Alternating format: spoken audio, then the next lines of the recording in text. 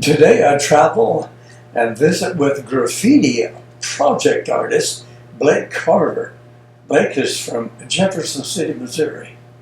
I'm Rick Jey, your host, and this is Spotlight on the Arts.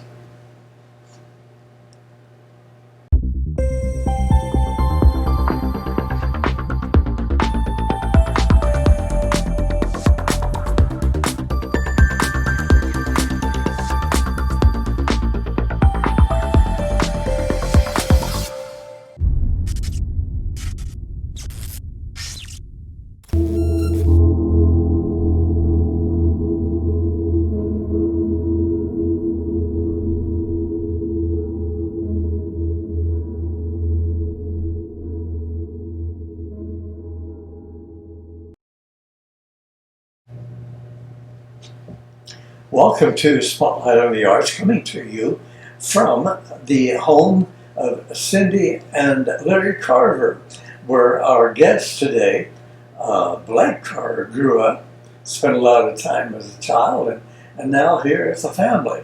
So I want to thank Cindy and Larry Carver for the beautiful setting here we have today in front of the fireplace.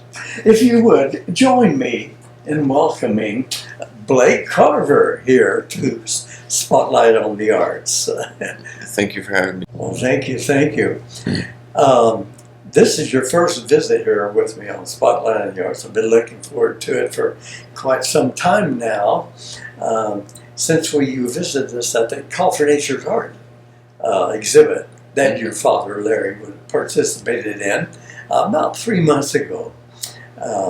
But I've known you as a son of Larry and Cindy for quite a few years. So I know you come from good artistic blood, should we say, or DNA, is the term they use nowadays. So, yeah, Blake, calling you by your first name, could you share a little bit about Blake Carver, if you would?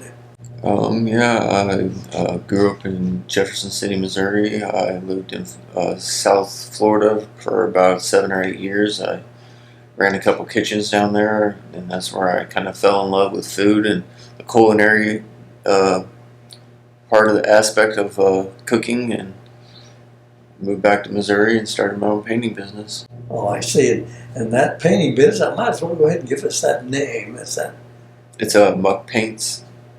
And the secret behind muck is muck in Korean means eat. So that's kind of a play on words. And yes, yeah, that's creative and really a catch, should we say, in the business of promotion and so on. So that's great. Well, can you share with us how you became inspired to become an artist? I know Dad, our father, Larry, must have had a little bit of inspiration, but you have your own style, which we'll talk about in the second time, in the second segment. So how did you really become inspired? Sorry. Well, to kind of explain that, you do graffiti projects. Call yourself a graffiti project artist. So I would first thing I think about is some of the people I've interviewed. I've interviewed a well-known graffiti artist who used to do the trains and the buildings back in the New York City area. He now lives in Sedalia, Missouri, outside Sedalia, and does beautiful 30-foot long, 12-foot high graffiti projects for businesses and stuff. So I can kind of get an idea. But so who was that? Did someone inspire you, or what happened there? I guess when I was younger, back in high school, me and my friend, we used to go around and make little stickers and go around and stick them around town and stuff. And then there's a couple people, a couple grades older than us. His name was, he went by Feeble, and he just went around and put stickers up and spray painted stuff around town. And I guess that's kind of how I got my inspiration to start when I was younger. And then in Florida, there was a couple like key inspirational people down there in Florida that I met that really inspired me to, go out and start my own mural business. So now you've stepped away from doing stickers around town to your own business. making stickers with great designs. I was really impressed by some of them that we'll share on the timeline. So yeah, you're more or less making stickers for people, decorating different items, whatever it comes to you for that touch that Blake Carver wants to add to an item, I guess we can say. Yeah. Okay, so this kind of keeps you out of the legal aspect of destruction of the fascia of a building or something. Yeah, I like to, just draw on like canvas now and stickers and stuff at home. Yeah, we're going to talk about that, as I said a moment ago. Well, what continues then to inspire you to keep going? I guess you're impressing people and they're wanting your art. I mean, just other artists on social media. There's a couple, bigger graffiti crews out there doing bigger work than I am. Like you mentioned, that guy doing those 30-foot walls and stuff. So yeah, just bigger artists out there that are doing bigger projects, and there's always room to grow and room to learn. Yes, and spread things out as you develop your art, I guess. Yeah. So that's great. Well, your artwork speaks well of you. You've been viewing some of Blake's art as we chat. Well, before time gets away from us, can you give us your contact information in case someone would like to reach out to you for a project or for more information on your style of work, graffiti artist, project type artist? You can find me on Facebook underneath Muck Paints, or my cell phone number is 573-691-9196. Do you have an email they could reach you by? Yes, it's Blake, BLAKEC913 @gmail.com. Excellent. Well, Blake, we must take a break, so time goes by so fast. So please make yourself comfortable and while we take a look at these special messages. After the break, Blake will fill us in on his favorite subject matter, the materials used in his special ways of completing his work, and maybe even a special technique that he uses, like he'd like to share with you. There's much more here on Spotlight on the Arts, so stay with us. We'll be right back. Welcome to Golden Bricks Publishing, a new global media network TV plus streaming platform, offering a global presence to film, TV creators, documentary makers, music artists, podcasters, radio hosts, and more. Your work be seen. Contact Jeff at Global Bricks Publishing, because here at GMN, we're building stories brick by brick.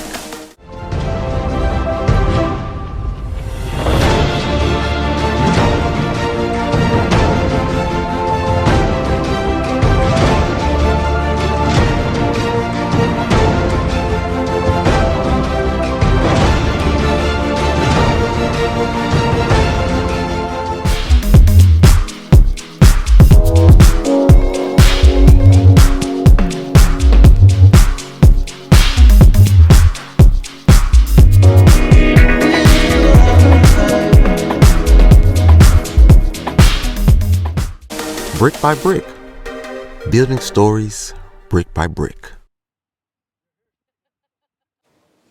Welcome back, everyone, to Spotlight on the Arts. I continue with my special guest, graffiti project artist, Blake Carver. Well, Blake, before the break, you shared a lot of information, so let's continue along those lines of thought and expression.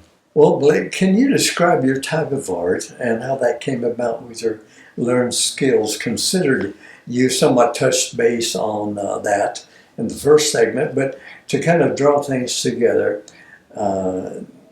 basically it was looking at other art.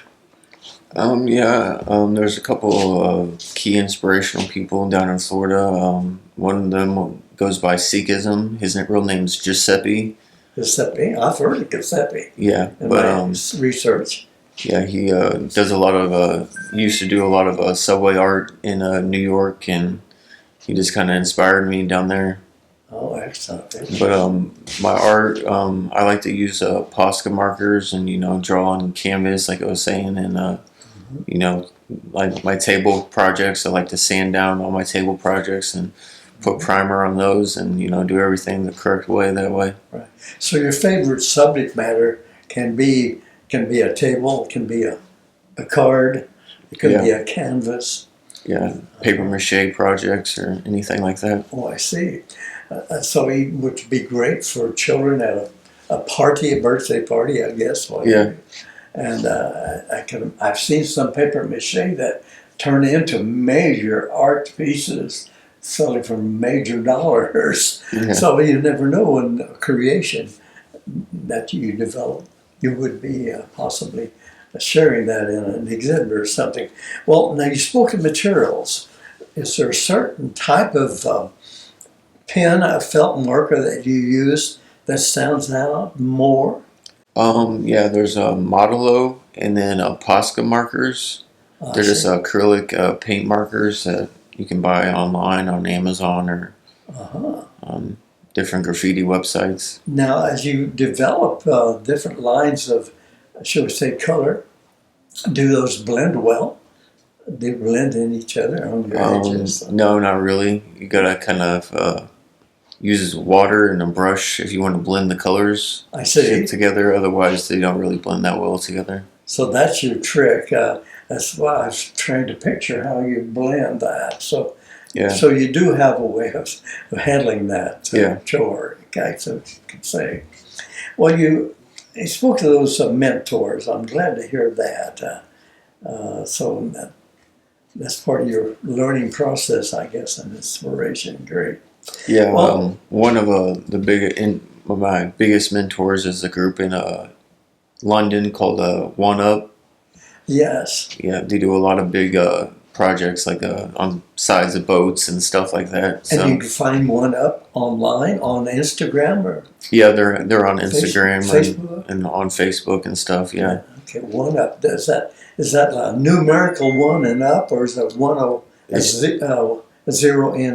up? It's just a numerical number 1 and then up. I'll be looking for that, and I hope you people will too. Some of this, and like I say, I interviewed a gentleman about a year ago that does now murals. He's taken it out of New York City as a well-known graffiti artist now. He's doing murals for people, for businesses up around the Lee Summit, Kansas City, Sedalia, Warrensburg area, and wherever he's called. Very impressive if you'll tune into that on YouTube. And soon I'll make sure it's up on the GMN TV Plus app that I'll invite you to tune into. Blake's show interview will be also up on GMN TV Plus and on YouTube for a short time on YouTube. Well, the process, do you complete a sketch first? Something come into a mental vision that triggers the beginning of your piece of art? How does that come about? This is pretty much all a mental image. I don't really sketch up anything first. I just kind of go for it on the canvas or on the table or whatever. Right. Well, I get an idea. It may be inspired by a photo I would take, or I see something. Once it's in my mind, I've got it. I don't like to spend a lot of time drawing out things, a tree, a perfect tree, before I paint it. There's the tree, here's the road, here's a barn, and then I finish it off with the brush, with the paint. So I don't spend a lot of time, and I kind of get that from you too, that you're not really into spending a lot of, you just go for it with what you have. Yeah. Excellent. Well, is there one special technique or process you would want to share with the viewers? What would that be? Always use primer on your projects. And sand down. Yeah. Yes. Sand in between layers of paint, and always use primer. Okay. Same thing. I like to use a primer. Be sanded down for the smoothest canvas I can get. The artwork, and when you're doing it, is so much a better feel for the blend of oils, in my case, So it doesn't hurt to sand down No. and get the best foundation.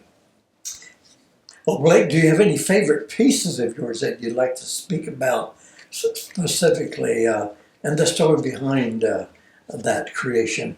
I'll flash that up on the drive here as you're Um, explaining. probably my Frankenstein table. I had a lot of mental health issues that I've overcome in my life, so I kind of put all that into that table. And in the little pull-out drawer underneath, I wrote a little message under there that says something along the lines of, they thought it was his head, but it was always his heart or something like that. I see. So it's kind of just like a mental health thing. And then on the top of the table, there's several words hidden in the brain image and stuff, like crazy and, just different words hidden in that brain. So basically, you have hidden messages sometimes in your project, like pulling out the drawer. It started in the brain. It basically is in the heart. Yeah.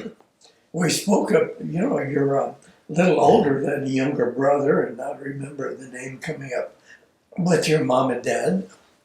Do you want to share anything about your personal life that you've overcome, as many young people have to face the world and their life? Do you have anything you'd like to share with people around the world? Yeah, I've overcome addiction issues and mental health issues and, stuff like that. But I mean, I see. just, have a strong support group and always, if you have some friends to talk to or some, just always have somebody to talk to. Yes, and that's why I brought it up because, we're about more than just an artist. Sometimes we're inspired and we have to overcome things to be able to reach a little bit deeper than we would have normal. So it's great that you've overcome and you do have support groups. I'm sure mom and dad are behind you and brother, and Yeah. and you come probably a long way compared to where you was at.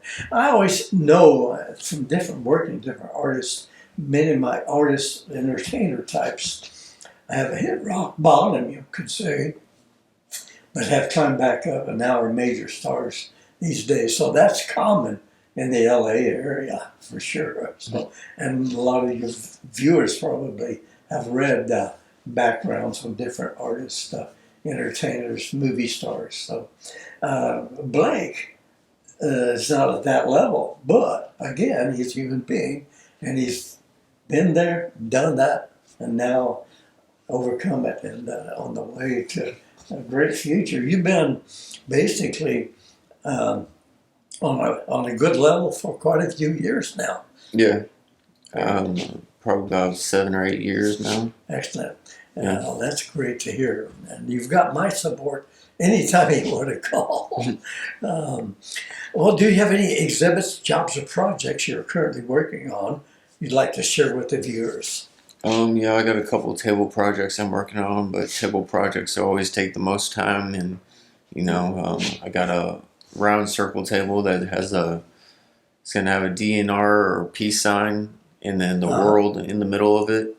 And then there's another one that's a Calvin and Hobbes table. It's just a little end table that I'm going to work on. And a lot of sanding going on. Yep. Well, Blake, we're about to run out of time again, so do you have any closing words you'd like to pass on to the viewers? I know part of your overall, shall we say, path that you've traveled, that's a lot to do with spiritualism. We have talked about how you've also found a spirit, maybe a spirit guide or someone that you can basically look to in the spiritual world. Can you describe that from Blake Carver's viewpoint, feeling, what have you, from the heart? My spirit guide would be, I guess you'd say, an owl. I got a tattoo of an owl on my forearm. I mean, there's owls all over my parents' house and stuff. So, I mean, I don't know. The owl is something that maybe all of a sudden it appears, correct? Yeah. And you seem to get a mental message from just being in that presence of that owl. or at least it symbolizes what we call a spiritual guide. And so you think, oh, then you get this message or feeling or guidance. I guess that's the best way to put it. Yeah. Great, great. Well, thanks for sharing that also. I want to thank you once again for being a guest here on Spotlight on the Arts. It's been really inspiring with you and informational, educational, actually, experience for everyone. So I want to thank you. Yeah, thank you for having me. Yes, sir. Well, that wraps up another look at an inspiring artist here on Spotlight on the Arts. I want to thank again there Cindy Carver for the fireplace setting that we used today. And I want to thank you viewers for joining me here today with Blake Carver, Spotlight on the Arts. I want to say stay healthy, stay safe. Don't forget to tune in to the new GIAJ Global Media Network TV. And I'll provide that link for you here on the ticker tape. It's a streaming network where you get all types of artists from yours truly, Rick Jey Presents, entertainers, artists with a brush, artists like Blake Carver, as described as a graffiti project artist. It's really a great new worldwide platform app. So think about that. So stay healthy, stay safe. Rick Jey saying, see you next time. Bye for now.